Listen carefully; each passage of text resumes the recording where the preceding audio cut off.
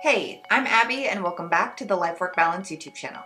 Today I want to talk you through the process of writing a resume. Whether you are new to the world of work, or maybe you've had some small part-time jobs on the side but you're applying to your first full-time job, or you are a seasoned professional and it's been a while since you've created a resume.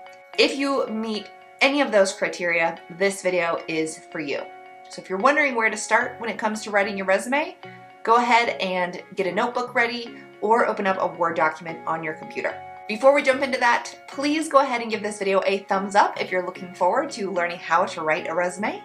And if you haven't already, please go ahead and hit that subscribe button as well as the bell so that you can receive life, work, balance advice delivered directly to you every Sunday. So, before you even begin the process of writing a resume, you have to have some place to actually document all of the things that you've done.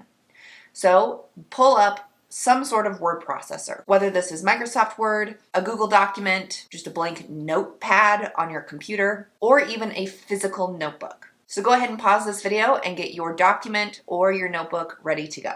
Okay, so I've got a Word document up and ready to go. Now the first thing that you have to do is start broad. Just using bullet points, go ahead and start listing all of your education. When it comes to listing your education, list your degrees. List the college or the university or high school where you got that degree or where you're working on obtaining that degree, and the dates associated with that. So first, start off with education.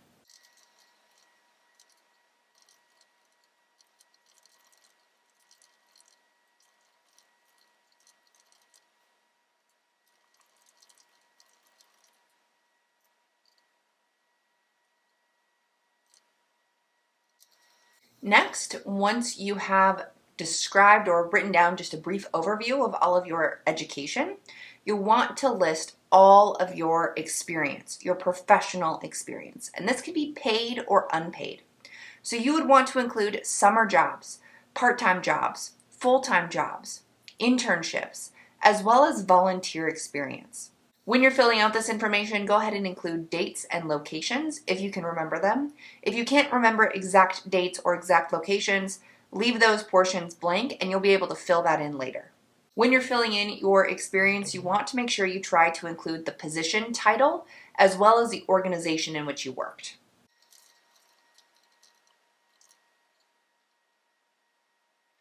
You may also find that as you're typing in this information that you remember information that you may have left out of other sections. So for example, while I'm going through this process, I forgot I left out one of the schools that I attended. So I'm going to go ahead and add this now.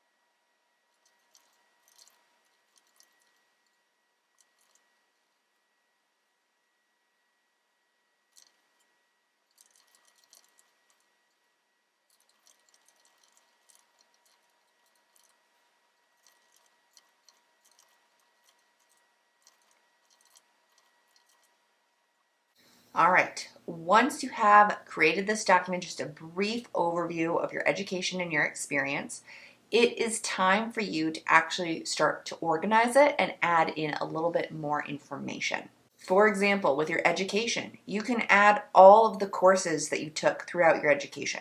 Include any major projects or assignments that you worked on. Include any certificates that you've earned. List any specialized training programs that you engaged in, any scholarships or awards you may have earned, etc. If you want to include your GPA, your master resume is a perfect place to do this. When it comes to getting more specific in your experience section, This is where you want to include your roles, your responsibilities, any particular projects that you worked on, and some of those accomplishments. So I'm just going to go ahead and quickly fill that information in.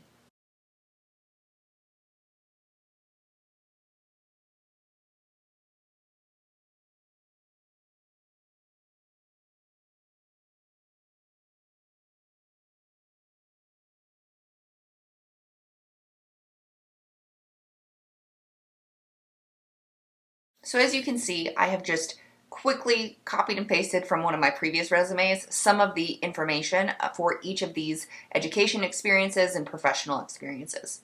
Obviously, I've got a little bit more work to do, and yours will not be as quick as mine because I have an existing resume. I just spent the time copying and pasting so that I wouldn't have to retype everything. But ultimately, you're going to go through and you're going to create long bullet points that describe each of the things that you've done in each of your roles, your educational roles and your professional roles. Once you have all of this information complete on your resume, or once you have all of this information complete on this document, it's going to be time to start formatting it. I've now switched over to my older version of my master resume, and you'll see how I've started to format it. Now, if you're interested in formatting your resume, just like mine, I've actually got a free master resume and resume template available on my website for download. So I've linked to that in the description box below. Please feel free to use that as you would like. So I've got my education up here. I've got my professional experience. I've listed everything when it comes to my professional experience, paid or unpaid, under this section.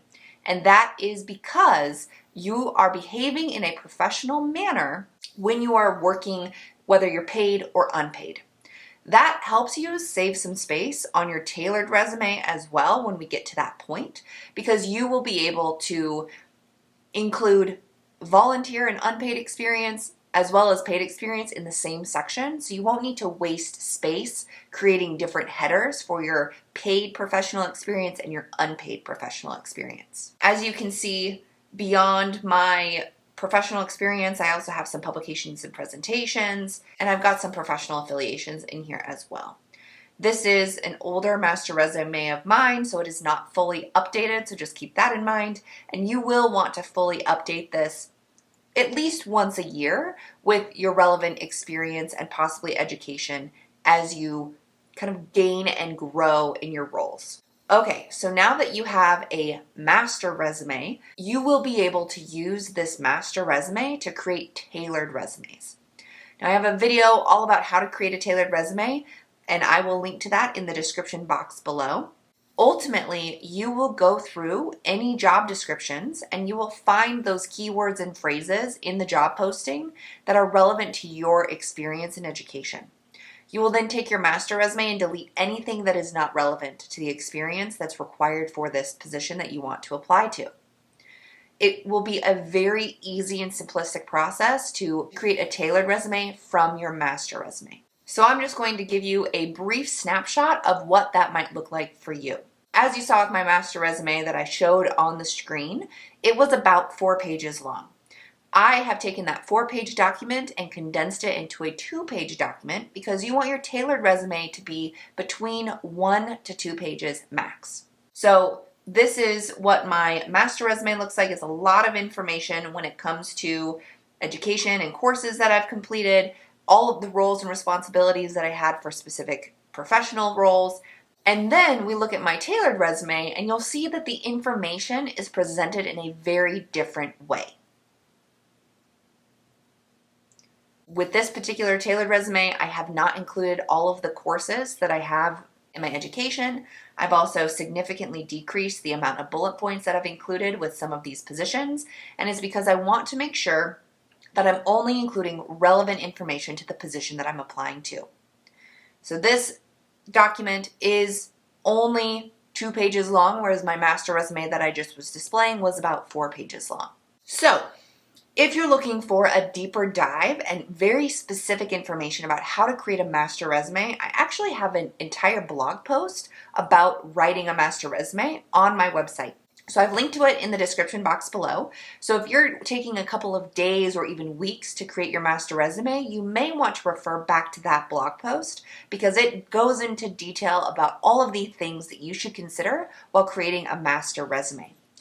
Once you've created your master resume, then your life will be significantly easier because you will be able to take this one document and you will easily be able to cut out information that does not matter or is not relevant to the job that you want to apply to. Tailored resumes are the key to simplifying your application process and to help guarantee that you get a position when you apply. Hiring managers and recruiters do not want to see your master resume. That's way too much information, and recruiters and hiring managers spend about 6 seconds looking at the resume during the first review.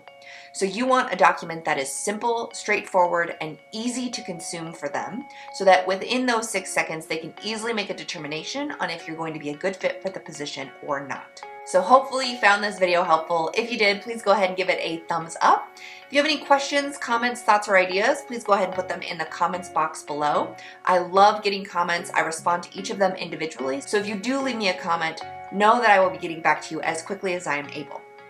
If you haven't already, please go ahead and hit that subscribe button as well as the bell so that you can receive life-work balance advice delivered directly to you every Sunday. Thanks, and I'll see you next week.